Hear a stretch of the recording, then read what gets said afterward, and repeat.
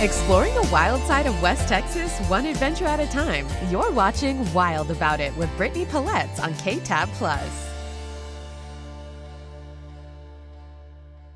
I am here with the kangaroos. This is Ruby. There's also Opal. These are red kangaroos at our Abilene Zoo. This is something newly offered in early spring that you can do when you come out and visit. Now we're back with Kaylee Hicks, the supervisor of the Animal Ambassador Program. But Kaylee, let's talk about what a neat addition this is to be able to provide this up-close encounter for zoo visitors. So these guys are not visible to just anybody walking through the zoo. So that I know some people are a little disappointed about that. We hope to change that in the near future. But because we did have them part of our ambassador program, bringing them out to schools and birthday parties and things like that, we wanted people to also get a chance to see them how they naturally would be hanging out, eating out of their hand. Because as you can see, okay, I guess you're not making me wait till the next segment. Or in your business. Yes, well, I love it. Yep, they're up close and personal is literal here. Okay, so this is a special thing. Let's talk about for people. They can book a reservation in advance. We have a kangaroo tour offered daily at 1 o'clock.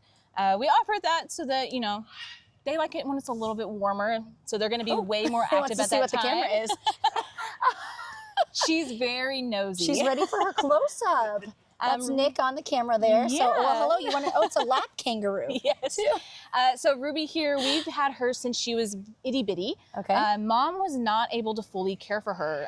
The guy who had owned her, her mom, saw her out of the pouch and was like, she is too small and too young to be out of the pouch like that.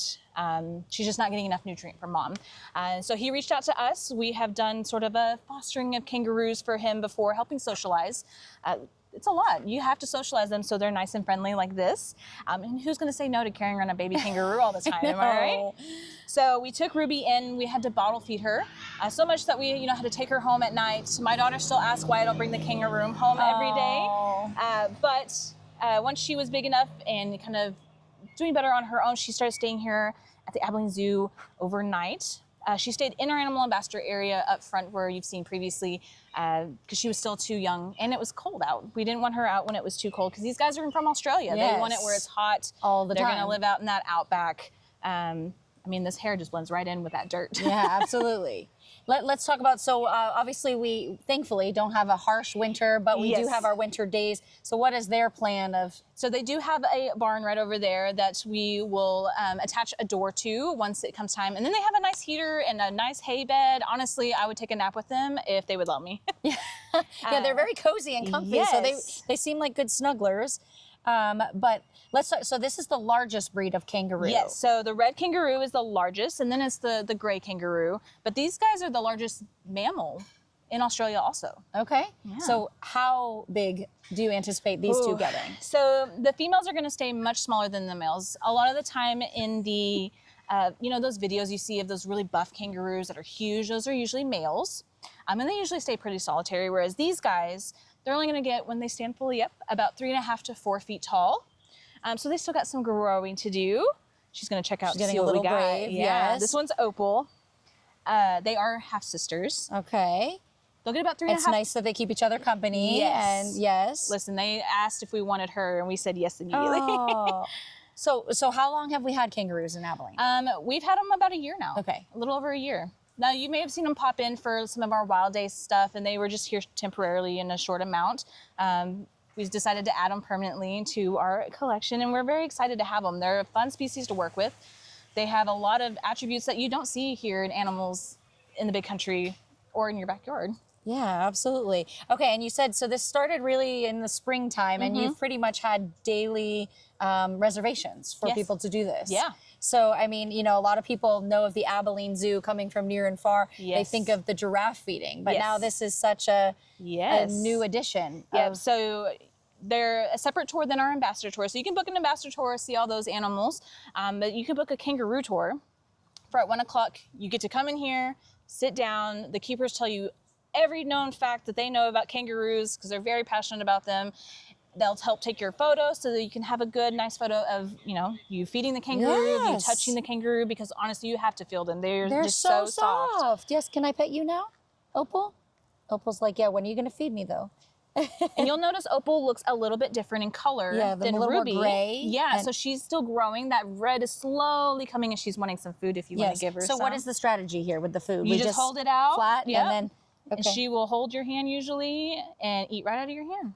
Very cute. So we're feeding them, I see a mix of carrots and something else. This is sweet potato and a special formulated grain. It's for wallabies and kangaroos.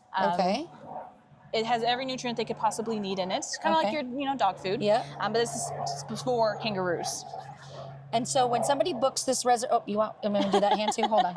Okay, we'll double dip here. Yeah. Oh, there's the hand holding. Yep. How sweet. This is adorable, and my kids will love this. And do they do fine with all ages too? Yes. This well, being around my daughter's only 3, so we've kind of tested them out with the toddlers, and they've done just fine. Awesome. And usually we help kind of keep everyone, if you sit down and feed them, they're going to stay right with you. Well, this is really a neat addition to the Abilene Zoo. And obviously, there's so much happening, always has been and always, but with all of the renovations and things, are there plans or looking forward to even more animal encounters like this? Yes. We're very excited. There's a lot happening in the next, 5 to 10 years at the zoo. We're going to expand so big. If anybody's ever wanting to know where the expansion is going to be taking place and where we plan to go in the future, it's all on our website. Yes, you guys have done a good job, kind of chronological order of things and when we can expect. But this is really neat that you don't have to wait for all of the construction to be done to have this unique experience. All right, well, I think we need to take a quick break, but when we come back, we're gonna still enjoy these furry friends that you now have the opportunity to be up close and personal with, and they're very friendly. We'll be right back.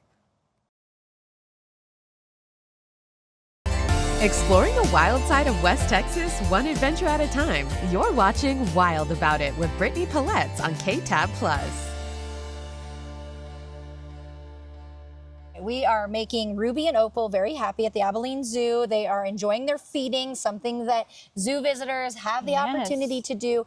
And I don't think we talked about it, but it's $40 per person? Yes. Is that, okay, $40 per person. And that would be if you're coming with your family, each are paying that. Yes. But you're getting, let's talk about the experience when they're here. It's like, how long are they back here? They're back here at least 30 minutes. So not only you get to hold, the kangaroo's gonna hold your hand. Yeah. I mean, I feel like that's pretty worth it. You get a nice picturesque background. Here, wait. They'll help you. Come here, siblings. I'm a mom of 2. We got this. They do like to fight just like sisters. You get to feed them, you get to touch them. Sometimes you'll see them kind of run around if they're feeling, feeling good. Sometimes they get the zoomies and run around, and you can see how fast they go, which is really impressive. Yeah, do you know how fast? So I don't know the exact speed, but I know they can clear over 20 feet in one hop. Wow. Once they get going.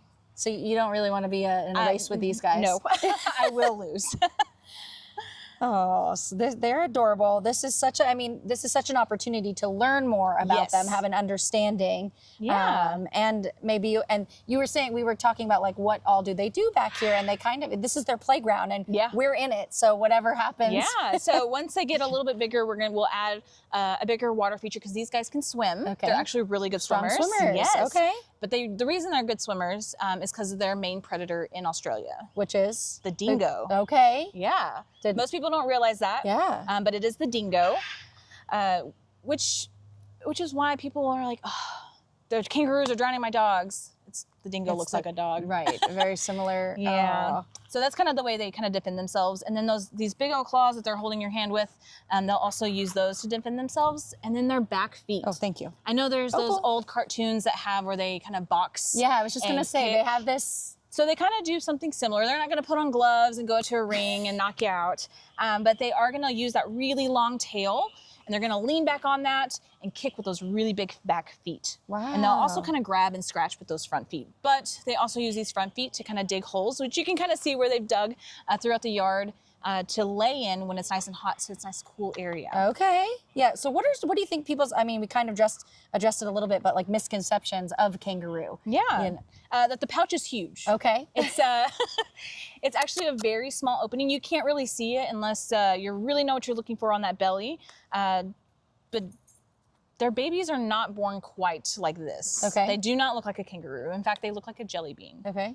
I'm talking. That's tiny. No hair, Yes, the size of a jelly bean and looking like a jelly bean. Okay. They have no hair, no ears, no front. They have no back legs, no tail. All they have is their front legs, a mouth, a head, and a body. That is it. Wow. They crawl out, they go in that pouch, and that's where they stay for a while. But the pouch exclusive to female or not? Yes. Okay. The males do not have a pouch. Okay.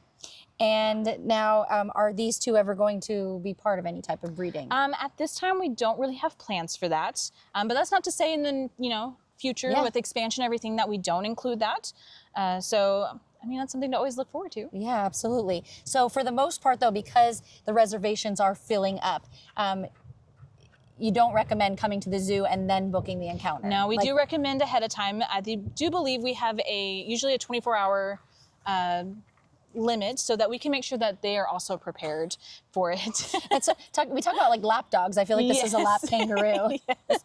They have no sense of personal space. I always joke that because we keep treats in our pocket sometimes for animals, nuts and things like that.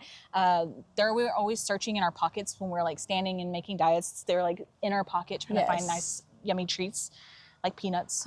Oh, yes, yeah. I see. Anything else you want the public to know about these awesome creatures? Well, we currently have these two, but we're hoping to add some more in the near future so that, more friends. Obviously, these guys live in very large groups called mobs. So we want to make sure our mob is nice and large for them to make them all feel safe and comfortable. Do they adapt well to new kangaroos or the adventure? Here. Yes. Usually the individual. Everyone has their, little stats to begin. Yeah. But these guys, they took on to each other very easily because Ruby is a few months older than Opal. Okay, so they learn their cues from the original. Yes. Awesome. And so so people have to book this, but sometimes they will show up at things in the community or there's... Yeah. Okay. Yeah. So we'll have, like our after hours events, like our members night and everything like that, where sometimes they make an appearance. And sometimes we like to bring them out in the zoo if we have time, along with other animal ambassadors, just to give them something new to look at. Very neat. Well, they're certainly a great addition. They're very sweet. They're very gentle, I mean, it can be intimidating knowing the capabilities of their hopping. But having a few minutes with them, I see that their temperament is pretty... they just like to eat, and I get it. Don't we all?